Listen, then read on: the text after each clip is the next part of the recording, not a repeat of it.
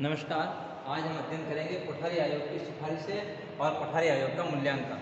कोठारी आयोग ने क्या क्या सिफारिशें की, क्योंकि कोठारी आयोग 1964, जैसा कि हमने पिछले वीडियो में पढ़ा था, 1964 से 66 तक डॉक्टर DS कोठारी की अध्यक्षता में जो कोठारी आयोग के बारे में हम बहुत सारा अध्ययन कर चुके हैं। हम पिछले 2 वीडियो में, हम इस वीडियो में कोठारी आयोग की सिफारिशें और मूल्यांकन का अध्ययन करेंगे।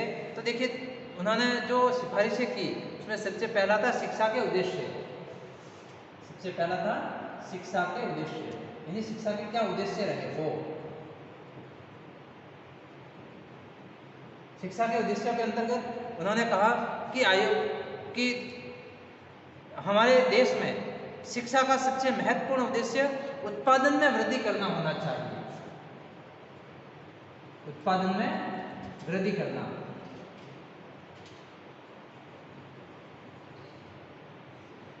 हमारी जो उत्पादन क्षमता है देश की, हमारे जो कल कारखाने हैं वो इतना उत्पादन नहीं कर पा रहे हैं, तो उसमें उत्पादन में वृद्धि करना, देश का आधुनिकीकरण करना,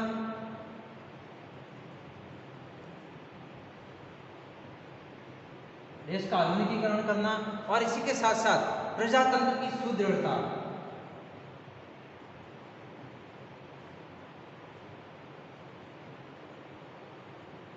प्रजातंत्र को सुदृढ़ बनाने के लिए शिक्षा देना, और सामाजिक और राष्ट्रीय एकता का विकास करना। सामाजिक और राष्ट्रीय एकता का विकास करना।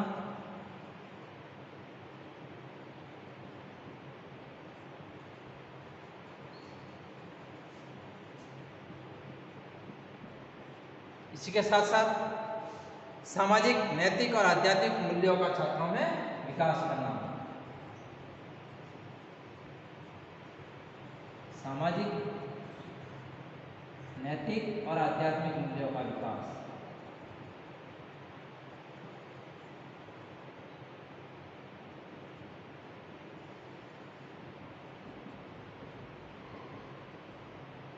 जिससे कि देश का विकास हो सके, देश सुदृढ़ बन सके। इस प्रकार के शिक्षा के हमारे ये उद्देश्य होने चाहिए। इसी के साथ उन्होंने शिक्षा की संरचना, कि शिक्षा की संरचना किस प्रकार की हो। तो शिक्षा की संरचना के अंतर्गत उन्होंने जो उस समय की जो शिक्षा चल रही थी उसमें आमूलचूल परिवर्तन करने के लिए कहा, और शिक्षा की संरचना को उन्होंने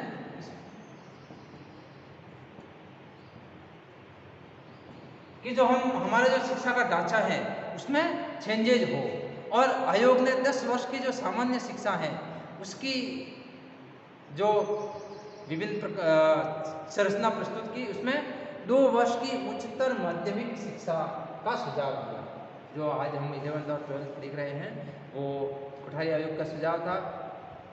इसके अलावा 2 या 3 वर्ष की निम्न माध्यमिक शिक्षा, 2 या 3 वर्ष की उच्च प्राथमिक शिक्षा, 4 या 5 वर्ष की निम्न प्राथमिक शिक्षा, और 1 से 3 वर्ष पूर्व प्राथमिक शिक्षा।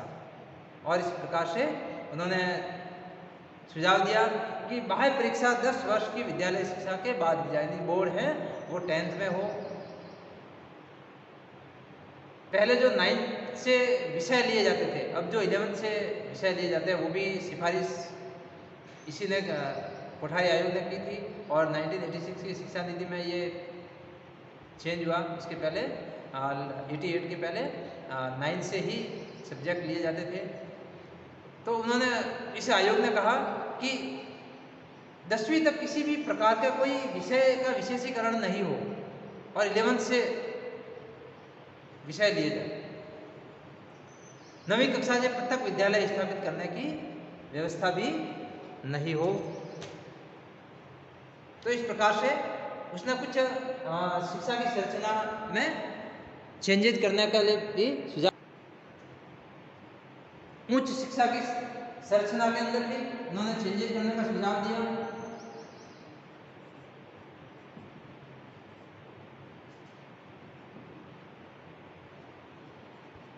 जिसमें उन्होंने, इस आयोग ने कहा कि 2 या 3 वर्ष का स्नातकोत्तर पाठ्यक्रम हो, 2 या 3 वर्ष की द्वितीय डिग्री कोर्स हो, 3 वर्ष का प्रथम डिग्री कोर्स हो। इस प्रकार से उन्होंने उच्च जो शिक्षा थी उसमें भी विभिन्न प्रकार के सुधार के आवश्यक सुझाव दिए। शिक्षकों की स्थिति के बारे में भी उन्होंने सुझाव दिए इस आयोग ने, और शिक्षकों की स्थिति को सुधारने के लिए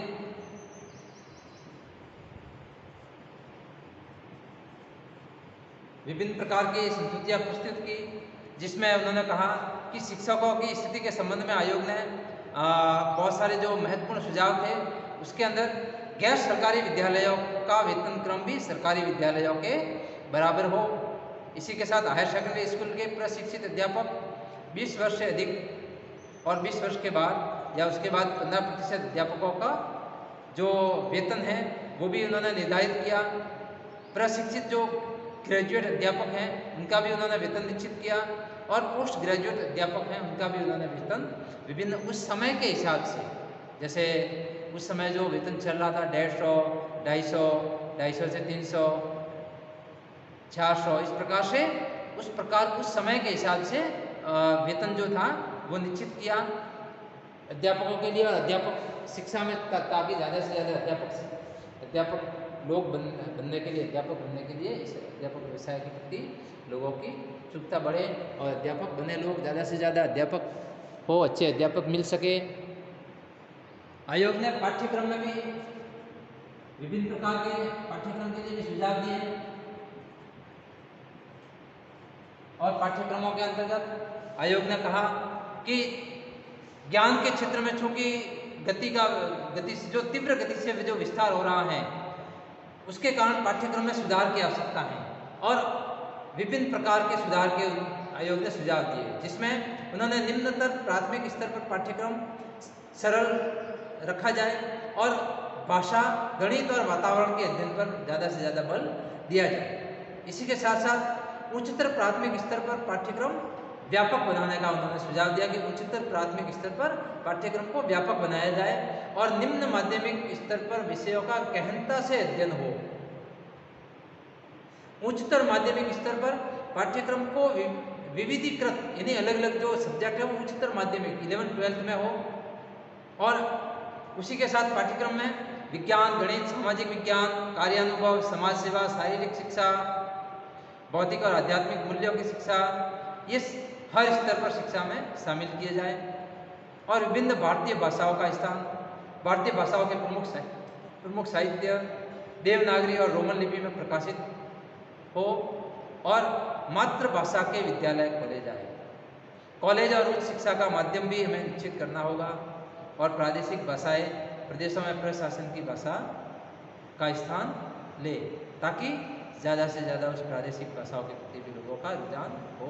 उन्होंने त्रिभाषा फॉर्मूले में भी संशोधन करने का सुझाव दिया और कहा कि छात्रों को 3 भाषाएं तो पढ़नी ही होगी, जिसमें मातृभाषा या प्रादेशिक भाषा पहली, दूसरी उन्होंने कहा कि संघीय भाषा जो कि हिंदी या अंग्रेजी हो सकती है, और तीसरी एक आधुनिक भारतीय या यूरोपीय भाषा। इस प्रकार उन्होंने इन 3 भाषाओं का सुझाव दिया। हिंदी के स्थान के लिए उन्होंने कहा कि ये सत्य है कि उच्च शिक्षा बौद्धिक आदान प्रदान के लिए होती है और अंग्रेजी एक महत्वपूर्ण भाषा है, लेकिन सर्वसाधारण का विचार विनिमय के लिए हिंदी का प्रयोग हो। हिंदी और अहिंदी प्रदेशों में हिंदी को ज़्यादा से ज़्यादा हिंदी का विस्तार हो। इसी के साथ साथ अंग्रेजी का स्थान भी उन्होंने निश्चित किया और अंग्रेजी भाषा सीखने पर उन्होंने बल दिया, और विश्वविद्यालय स्तर पर अंग्रेजी को बनाए रखने के लिए कहा गया। और भारतीय भाषाओं के विकास की व्यवस्था भी करनी होगी हमें। भारत के जो अन्य भाषाएं हैं उनका भी विकास आवश्यक है, और प्रत्येक विश्वविद्यालय BA और MA में भी भारतीय भाषाओं की शिक्षा की व्यवस्था होनी चाहिए। PG और UG और PG लेवल पर भी भारतीय भाषाओं की व्यवस्था होनी चाहिए। इस प्रकार उन्होंने पाठ्यक्रम के लिए भी सुझाव दिए। आयोग ने विद्यालय अवकाश पर भी सुझाव दिए।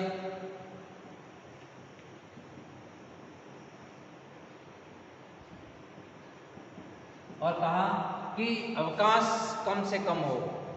आयोग ने सिफारिश की कि छुट्टियां कम हो और अवकाश में विकास के कार्यक्रम की योजना लागू की जाए। राष्ट्रीय एकता के लिए भी उन्होंने सुझाव दिया।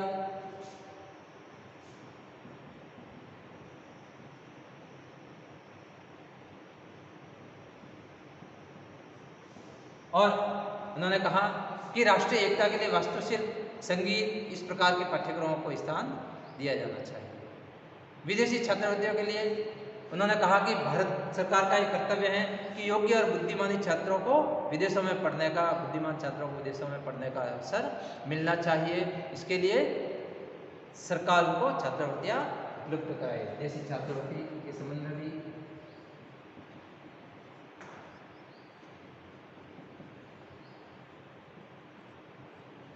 उन्होंने सुझाव दिए।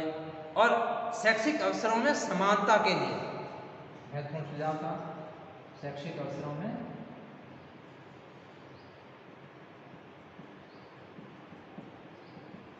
समानता के लिए उन्होंने सुझाव दिया। और उन्होंने कहा कि जो निःशुल्क शिक्षा है उसका प्रयास किया जाना चाहिए। निःशुल्क शिक्षा जो कि 7 से 14 वर्ष की, जो 2009 में अधिनियम आया, लेकिन आयोग ने 1966 में ही ये इसकी सिफारिश कर दी थी। तो निःशुल्क शिक्षा का प्रयास किया जाना चाहिए। और हमारी जो पंचवर्षीय योजनाएं चल रही हैं, उस समय चतुर्थ पंचवर्षीय योजना चल रही थी, उसके अंत तक हमें प्राथमिक शिक्षा निःशुल्क कर देनी चाहिए। और अगले 10 वर्षों में उच्चतर माध्यमिक और विश्वविद्यालय मेधावी छात्रों के लिए निःशुल्क शिक्षा की व्यवस्था की जाए, लेकिन अभी तक ये नहीं हुई है। प्राथमिक स्तर के बच्चों को पुस्तकें और लेखन सामग्री भी मुफ्त में दी जाए। माध्यमिक और उच्च शिक्षा की संस्थाओं में बैंक की व्यवस्था हो। इस प्रकार से उन्होंने शैक्षिक अवसरों में समानता के लिए भी सुझाव दिए। और विद्यालय प्रशासन और पर्यवेक्षण के संबंध में भी उन्होंने सुझाव दिए।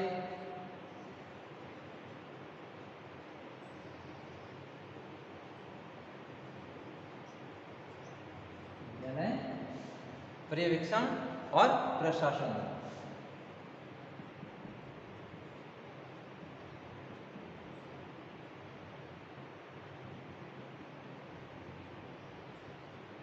आयोग ने इस संबंध में भी सुझाव दिया कि विद्यालय प्रशासन है वो सामान्य विद्यालय पद्धति की व्यवस्था की जाए और सहायता प्राप्त विद्यालयों के प्रबंधक और अध्यापक, उनके मध्य भेदभाव समाप्त किया जाए। और जिन विद्यालयों का प्रशासन उचित ढंग से नहीं चल रहा है, उसका प्रबंध सरकार अपने हाथ में ले।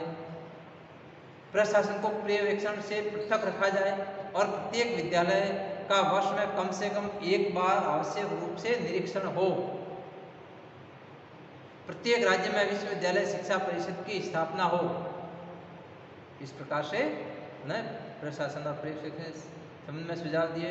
और शिक्षण विधियाँ, पाठ्य पुस्तक और मार्गदर्शन और मूल्यांकन के संबंध में भी उन्होंने सुझाव दिए कि जो शिक्षण विधियाँ,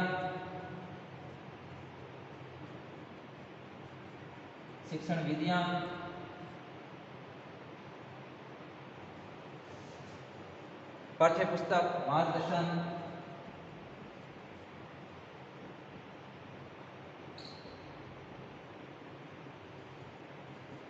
मूल्यांकन,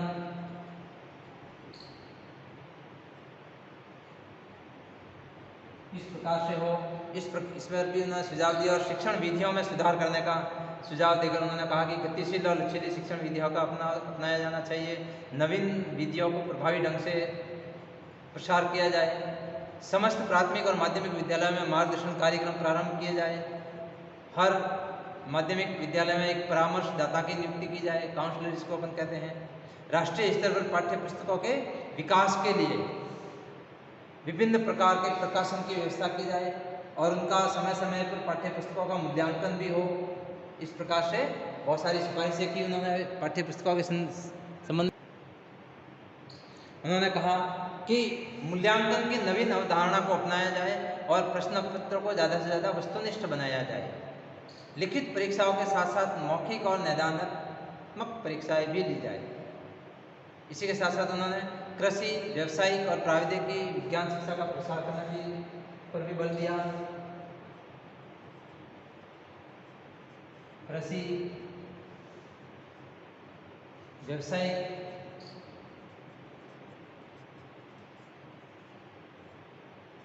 प्राविधिकी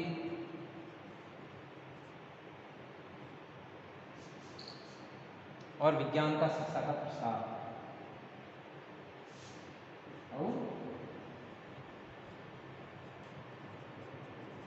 विज्ञान की शिक्षा का प्रसार हो। उन्होंने कहा कि इस प्रकार के जो कृषि, व्यवसायिक, प्राविधिकी और विज्ञान, इन पर, इनकी शिक्षा पर जोर दिया जाए और औद्योगिक शिक्षा के लिए औद्योगिक प्रशिक्षण संस्थाएं या टेक्निकल पॉलिटेक्निक संस्थाओं की व्यवस्था की जाए। विभिन्न प्रकार के प्रौद्योगिकी विषयों का विकास किया जाए और विज्ञान, गणित की शिक्षा का स्तर को ऊंचा उठाया जाए। इसी के साथ साथ देश में प्रौढ़ शिक्षा, उन्होंने प्रौढ़ शिक्षा को भी बल दिया और कहा कि हमें प्रौढ़ शिक्षा पर भी बल देना चाहिए और अगले 20 वर्ष में देश में निरक्षरता को समाप्त करने की ओर हमें बढ़ना चाहिए। 1966 में उन्होंने कहा था कि अगले 20 वर्षों में हमें देश में निरक्षरता को समाप्त किया जाए, इसके लिए हमें प्रौढ़ शिक्षा पर भी बल दिया जाए और स्त्रियों में साक्षरता का प्रचार करने के लिए हमें प्रसार करने चाहिए। विश्वविद्यालय में प्रौढ़ साक्षरता के प्रसार का उत्तरदायित्व विश्वविद्यालयों को भी दिया जाए और प्रौढ़ों की शिक्षा के लिए पत्राचार कार्यक्रम भी प्रारंभ किए जाए। इस प्रकार उन्होंने विभिन्न सिफारिशें की, ये इसकी सिफारिशें थी। अब हम आयोग का मूल्यांकन कि आयोग ने किस प्रकार की सिफारिशें की, उसका हम मूल्यांकन करेंगे। आयोग का मूल्यांकन, कोठारी आयोग का मूल्यांकन, यानी कोठारी आयोग ने सिफारिशें की वो किस प्रकार की थी। तो देखिए, हमने कोठारी आयोग का हमने 3 वीडियो में अध्ययन किया। इन तीनों में बहुत सारी बातों को हमने छुआ, बहुत सारी बातें हमने की। तो इसकी जो सिफारिशें थी, आयोग का मूल्यांकन हम करेंगे। आयोग मूल्यांकन किस प्रकार आयोग ने जो सिफारिशें की या आयोग का कार्यकाल किस प्रकार का रहा, तो हम देखते हैं कि शिक्षा के किसी भी क्षेत्र को इसने अछूता नहीं छोड़ा। सबसे अच्छी बात कि शिक्षा के किसी भी क्षेत्र को अछूता नहीं छोड़ा। आयोग ने शिक्षा के हर क्षेत्र को छुआ। शिक्षा के किसी भी क्षेत्र को अछूता नहीं रखा, उसने हर क्षेत्र में सिफारिशें की। बहुत ही अच्छी बात। भारत की संपूर्ण शिक्षा पर विचार करने वाला ये पहला आयोग था। संपूर्ण शिक्षा पर विचार,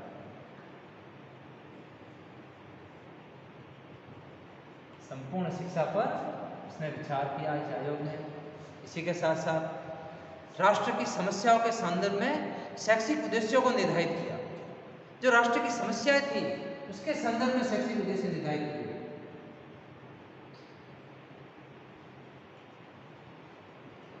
राष्ट्र की समस्या और शैक्षिक उद्देश्यों में संबंध स्थापित किए।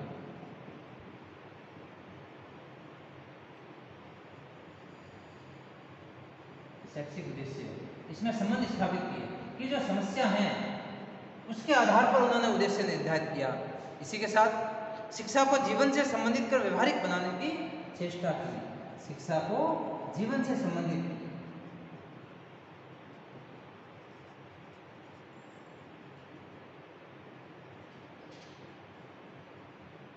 जीवन से संबंध स्थापित किया शिक्षा में और तात्कालिक शिक्षा प्रणाली की कमियों को स्पष्ट रूप से वर्णन किया। तात्कालिक जो शिक्षा प्रणाली थी उसकी कमियों का स्पष्ट रूप से वर्णन।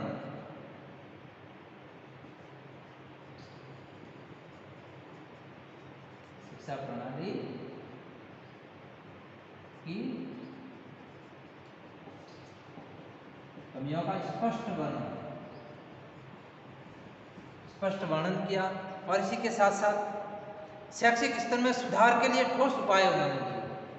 सुधार के ठोस उपाय भी दिए, सिर्फ कमियों का इन्होंने वर्णन नहीं किया, इसके साथ साथ सुधार के ठोस उपाय भी बताए।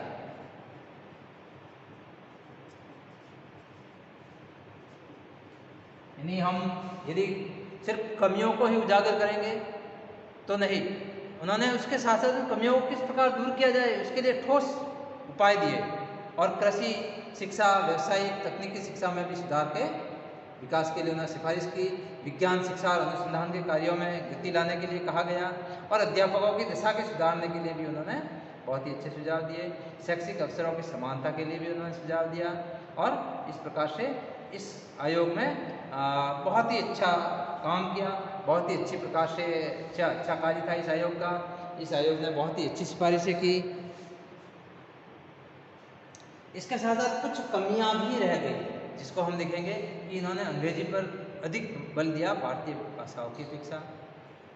आदि आयोग की सिफारिशें पूरी तरह को लागू अगर कर दिया जाए तो गांधी जी की बेसिक शिक्षा को आघात लगता और शायद हो सकता है, इसीलिए पूरी तरह से लागू नहीं किया गया। संस्कृत के अध्ययन की विपक्षा की। इसी प्रकार से प्रारंभिक शिक्षा के संदर्भ में जो विचार दिए उसमें स्पष्टता का थोड़ा सा अभाव था। इस प्रकार कुछ कमियां रह गई थी, लेकिन आयोग ने बहुत ही अच्छे सुझाव दिए। बहुत ही कुछ कमियों के बावजूद उन्होंने के सुझाव थे वो बहुत ही अच्छे थे। इस प्रकार ये आज का हमारा ये जो पटवारी आयोग हमारा पूरा होता है। थैंक यू, धन्यवाद। इस चैनल को सब्सक्राइब कीजिए, लाइक कीजिए और आगे से आगे शेयर जरूर कीजिए। मेरे इस चैनल में बीएड से संबंधित शिक्षा के सारे विषय, विभिन्न विषयों के जो टॉपिक्स हैं वो आपको मिल जाएंगे। थैंक यू, धन्यवाद।